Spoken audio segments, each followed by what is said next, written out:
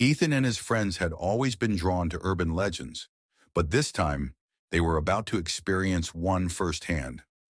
A few miles outside town stood an abandoned house that had been empty for over 2 decades. Locals claimed it was cursed.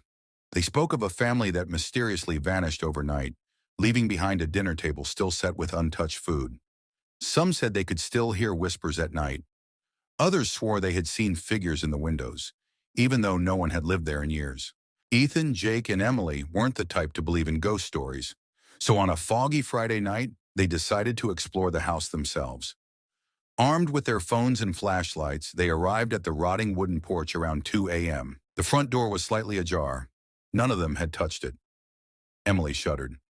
"Guys, I don't like this," Jake smirked.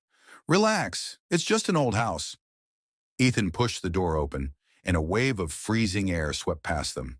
The temperature inside was at least 20 degrees colder than outside. Their footsteps echoed against the wooden floor as they stepped in. The walls were covered in peeling wallpaper, and strange dark stains trailed down from the ceiling. Then something moved. A shadow darted across the hallway. Ethan turned his flashlight toward it, but the space was empty. Jake laughed nervously. "Did you guys see that?" No one answered. They moved deeper into the house. Suddenly, from upstairs, they heard it. Footsteps. Slow, heavy, deliberate. "Someone's here," Emily whispered, clutching Ethan's arm. Ethan swallowed. "Hello?" No response. The footsteps stopped. The three exchanged glances.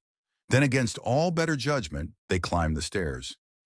Each step creaked loudly beneath them. The second floor was even colder. A hallway stretched into darkness, and at the end, a single door stood slightly open. Jake exhaled. "I don't like this." They reached the door and pushed it open. The room inside was nearly empty, except for a single noose hanging from the ceiling, swinging ever so slightly, as if someone had just been there. And then, before they could react, every door in the house slammed shut. The lights on their phones flickered. Then from the darkness behind them came a whisper. "You shouldn't be here," Emily screamed. Ethan spun around, but his breath caught in his throat. In the reflection of the cracked mirror on the wall, a tall figure stood behind them. It had no eyes, no mouth, just darkness where a face should be. And then it moved, to be continued.